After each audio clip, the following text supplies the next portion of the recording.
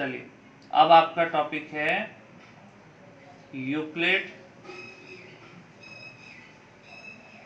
Division lemma. Euclid विभाजन प्रमेय का।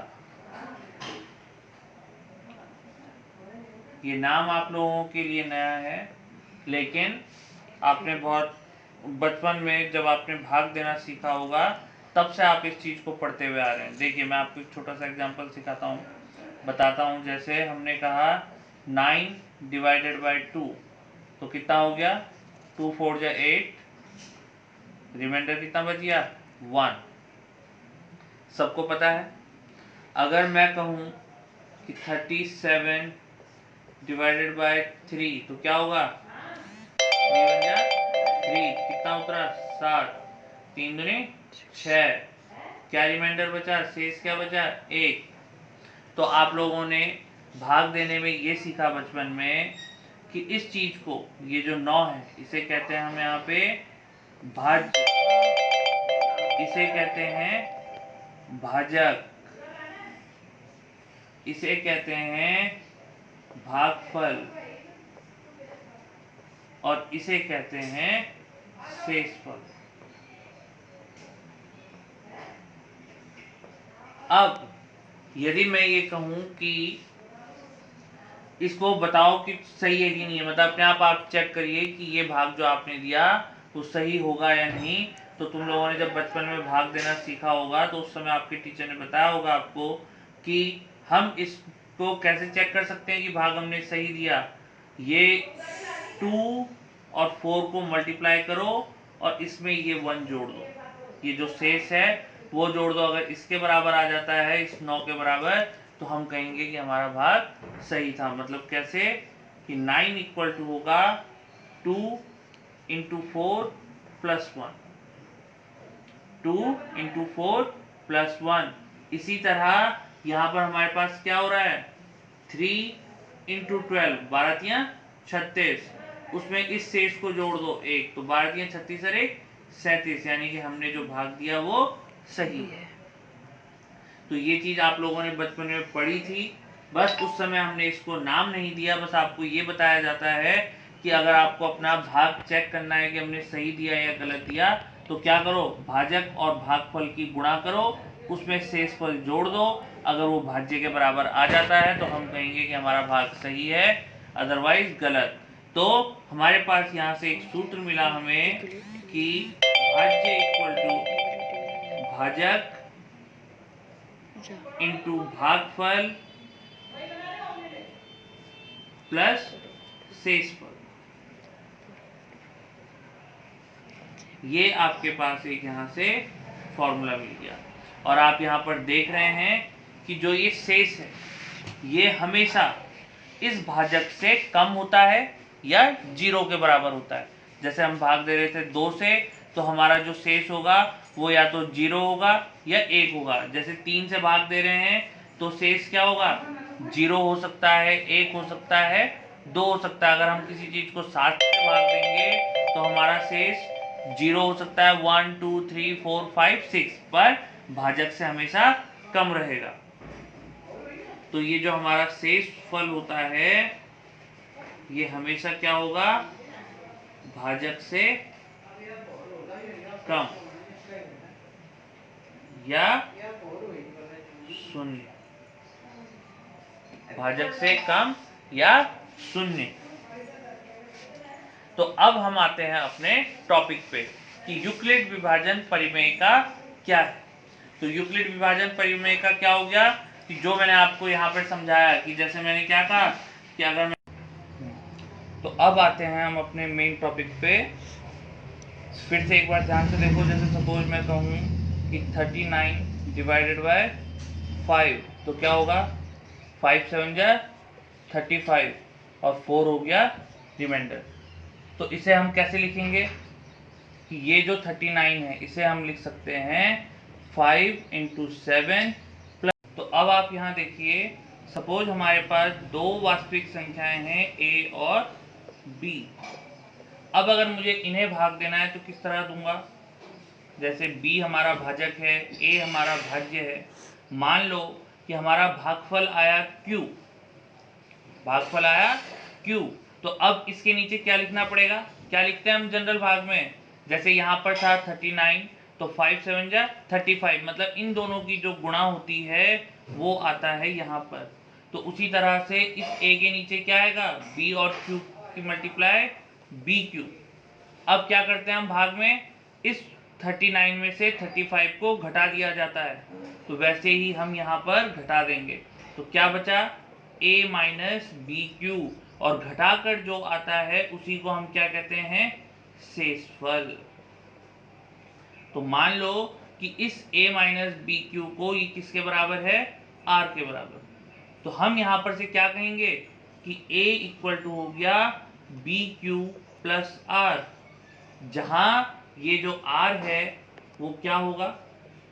जहां r जो है वो इस b से बड़ा होगा, तो b लेस देन r, जो हमारा r है वो क्या होगा? 0 less than equal to r less than b, मतलब कि जो हमारा r है वो हमेशा इस b से छोटा होता है या 0 के बराबर होता है। तो इसी को कहते हैं यूक्लिड विभाजन परिमेयिका कि यदि a और b दो वास्तविक संख्याएं हैं तो वहां पर दो अन्य वास्तविक संख्याएं q और r का अस्तित्व भी अवश्य होगा यदि वो इस शर्त को पूरी करते हो कि a equal to B Q plus R, जहां r क्या है? 0 या 0 से बड़ा और इस b से छोटा। b मतलब इस भाजक से। अगर ये भाग जिससे हम भाग दे रहे हैं माना 6 होगा, तो हमारा जो शेषफल होगा वो 0 हो सकता है, 1 हो सकता है, 2 3 4 और 5, इसके बराबर कभी नहीं होगा। ठीक है, यहाँ तक आ गई बात समझ में?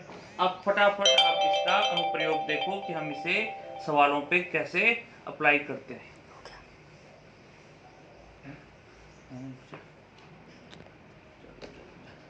अब हमारा क्वेश्चन है नंबर 1 कि यूक्लिड विभाजन परिमेयिका से HCF मासपा ज्ञात। जैसे सपोज मैं आपको एक क्वेश्चन दूं कि 36 और 90 का मासपा निकालना है, किससे? यूक्लिड विभाजन परिमेयिका से। तो ये आप लोगों ने 6 7 में करा हुआ है। कैसे करते थे हम वहाँ पे कि जो बड़ी संख्या है उसे छोटी वाली संख्या से भाग दो, तो क्या होगा? 36 गुना 72, घटाएंगे कितना आया? 10 में से 2 गया 8, 8 में से 7 गया 1। अब यहाँ पर ये 18 क्या बच गया? शेष। फिर क्या करते थे? इस 18 से हमने क्या करना है? 36 को भाग देना है, और कब तक देते रहना है? जब तक कि शेषफल 0 ना हो जाए। तो 18 दूनी 36, यहाँ पर शेष क्या आ गया? 0। तो हमारा जो HCF है वो कितना हुआ? जिस संख्या से शेषफल 0 हुआ था वही संख्या हमारा मासपा हो जाएगा, HCF। बस अब इस क्वेश्चन को कैसे लिखना है? यहाँ पर यूक्लिड विभाजन परिमेयिका से हमने क्या करा? पहले 90 को भाग दिया, किससे? 36 से। भागफल क्या आया? 2, शेष क्या आया? 18। तो इसको लिखना पड़ेगा 36 इंटू 2 प्लस 18, 36 इंटू 2 प्लस 18। अब क्या करा हमने फिर दूसरे स्टेप पे? 36 को डिवाइड करा, तो 36 यहाँ पर आएगा। किससे डिवाइड करा था? 18 से। भागफल क्या आया? 2। तो इसको लिखोगे 18 इंटू 2 प्लस 0। चूंकि यहाँ पर शेष 0 हो चुका है इसलिए हमारा HCF आया 18। कोई दिक्कत? अगर दूसरा एग्जाम्पल लें, माना 25 और 135, तो क्या करना पड़ेगा? 135 को 25 से भाग दो, 25 पंजे 125, क्या आया 10। कैसे लिखोगे इसको, 135 इक्वल टू 25 इंटू 5 प्लस 10। अब क्या करना है, अब इस 10 से इस 25 को भाग देना है, तो 10 से 25 को भाग दो, 10 दूनी 20, 5 से, फिर कैसे लिखेंगे